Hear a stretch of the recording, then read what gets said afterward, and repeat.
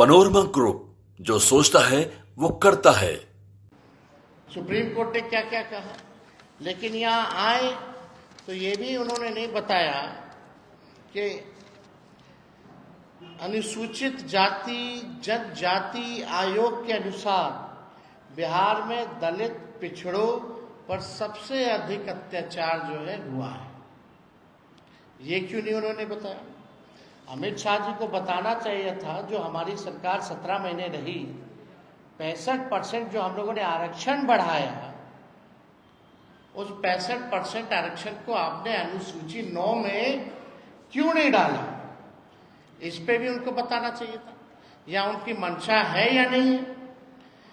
और आप बताइए, जब एनडीए की सरकार थी तो बिहार और झारखंड जब बंटवारा हुआ था तो उस समय डील तय हुआ था, अटल जी प्रधानमंत्री थे, कि बिहार को 1,79,000 करोड़ का पैकेज जो है दिया जाएगा। अब तक 11 साल उनका, 4 साल उस समय उनका, अब तक इनके राज्य में क्यों नहीं मिला?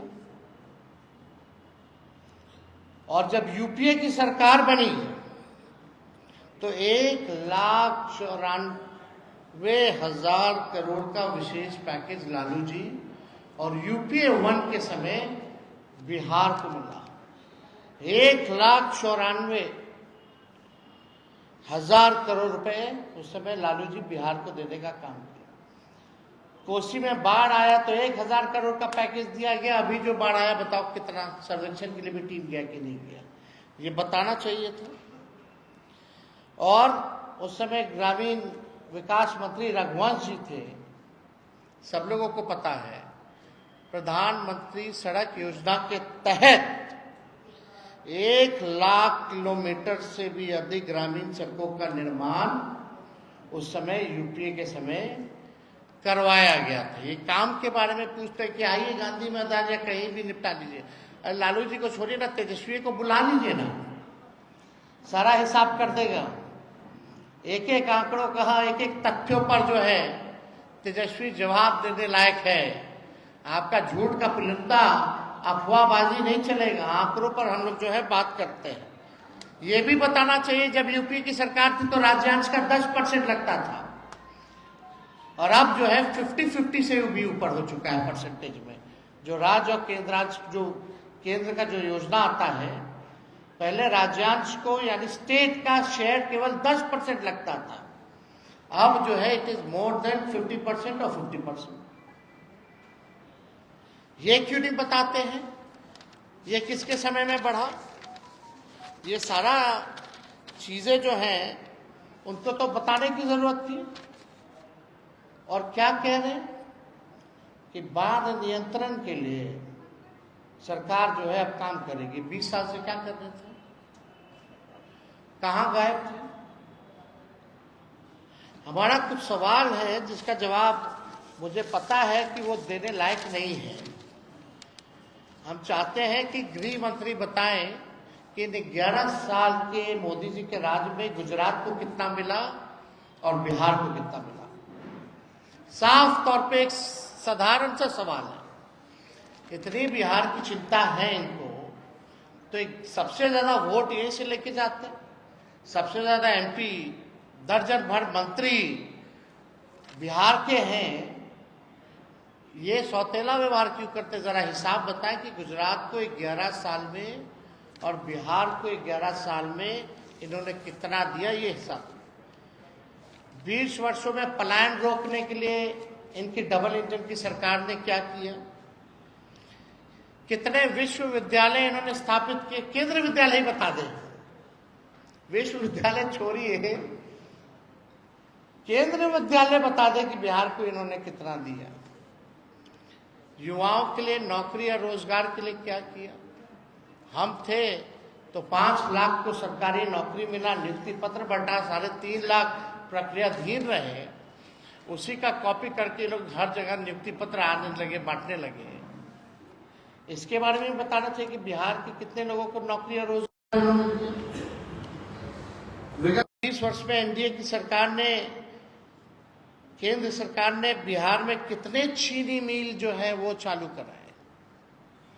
प्रधानमंत्री जी कहाँ कहाँ चीनी चालू मिल शुरू करके वहीं का चीनी का चाय कितना बार पिए, यही बता दीजिए। और जरूर वो पिए होते तो जरूर दिखा दिखा के पीते, वो कमरे में तो पीते नहीं ऐसे कामों पे। और प्रोपेगेंडा चलता, विज्ञापन छपता, ढोल नगारे बजाए गए होते। हो सकता है चाय वो खुद ही बनाते और खुद ही पीते या लोगों को पिलाते।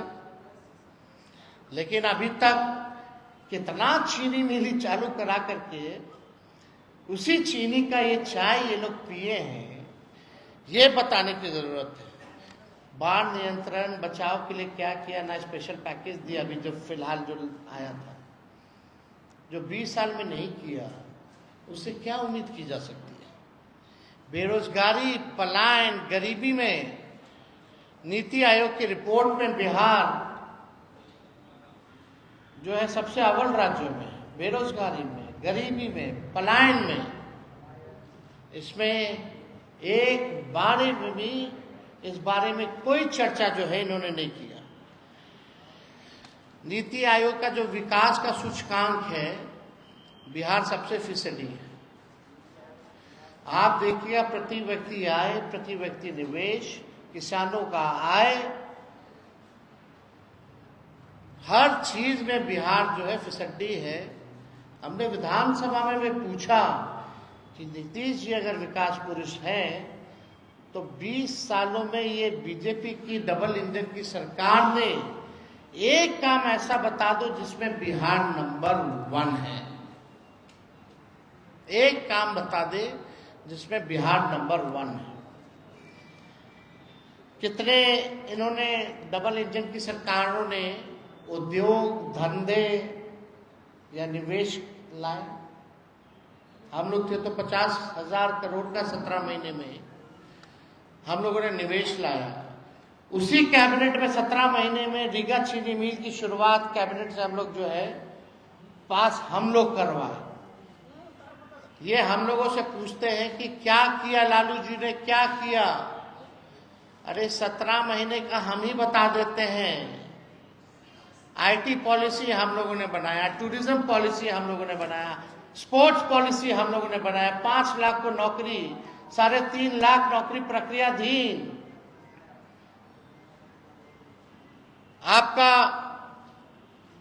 नियोजित शिक्षकों को 4.5 लाख सरकारी कर्मी का दर्जा। 20 शहरों में एसटीपी, 4 जगह मेडिकल कॉलेज हम लोगों ने कराने का काम किया। इंजीनियरिंग कॉलेज तो हम अपने विधानसभा विदुपुर भी लेके गए।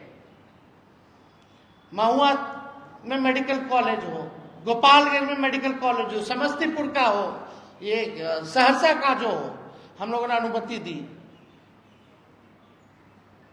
हम लोगों ने मानदेव, चाहे तालीमी मरकज हो, विकास मित्र हो, टोला सेवक हो, शिक्षा मित्र हो, आंगनबाड़ी हो, इनके मानदेय को हम लोगों ने दुगुना कराया।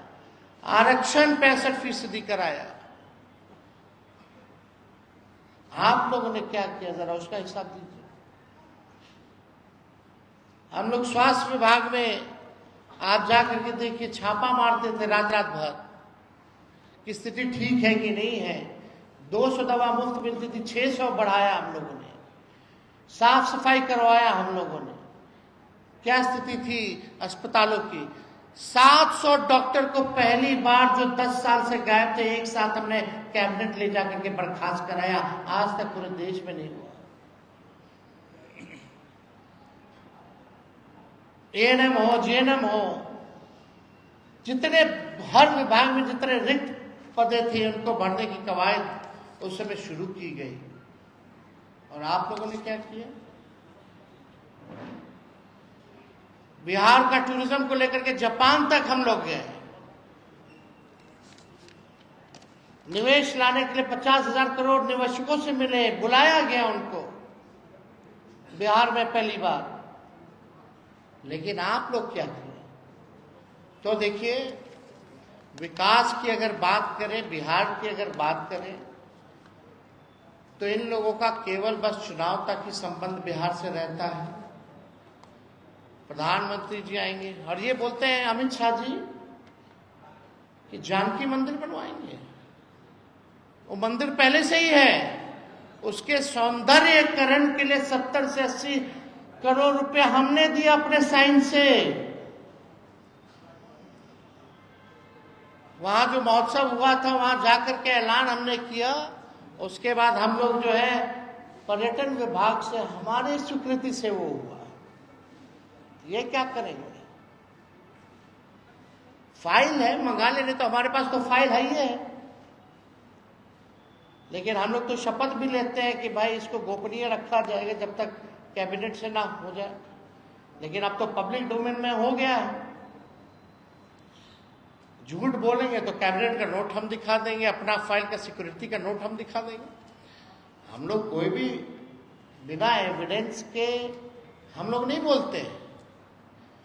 तो हम लोगों ने लगातार जो है इनके पास जो 20 साल में नहीं किया वो आगे भी ये नहीं करेंगे। केवल ठगेंगे, बिहार के साथ सौतेला व्यवहार करेंगे। पटना विश्वविद्यालय को आज तक केंद्र का यूनिवर्सिटी का दर्जा इन्होंने नहीं दिया, इस पे चर्चा नहीं करेंगे। अब बताइए, गजब के गृह मंत्री लालू जी के भाई कब बन गए? लालू जी की भाभी कब बन गई एमएलए? भाई कब बन गए? परिवारवाद के बारे में बात किए, चिराग पासवान जी के बारे में नहीं बात किए, जीतन राम मांझी जी के बारे में बात नहीं किए। बिहार में कैबिनेट 50% से ज्यादा परिवारवाद वाला लोग हैं, उसके बारे में इन्होंने चर्चा नहीं की। अद्भुत है गृह मंत्री। इसलिए जब आज प्रेस कॉन्फ्रेंस की शुरुआत हम कर रहे थे तो हमने बोला ये बिना तैयारी के आ गए। सच और तथ्य से कोई और आंकड़ों से कोई लेना देना नहीं है। कितना झूठ बोलेंगे महाराज। अब तो बस कीजिए। कितना लोगों को झूठ बोल करके बरगलाने का कोशिश करेंगे अमित शाह जी? हमको तो बोलना ठीक नहीं लगता है। क्या क्या ये लोग हम लोगों के बारे में बोलते हैं। हम तो केवल मुद्दे की बात कर रहे हैं।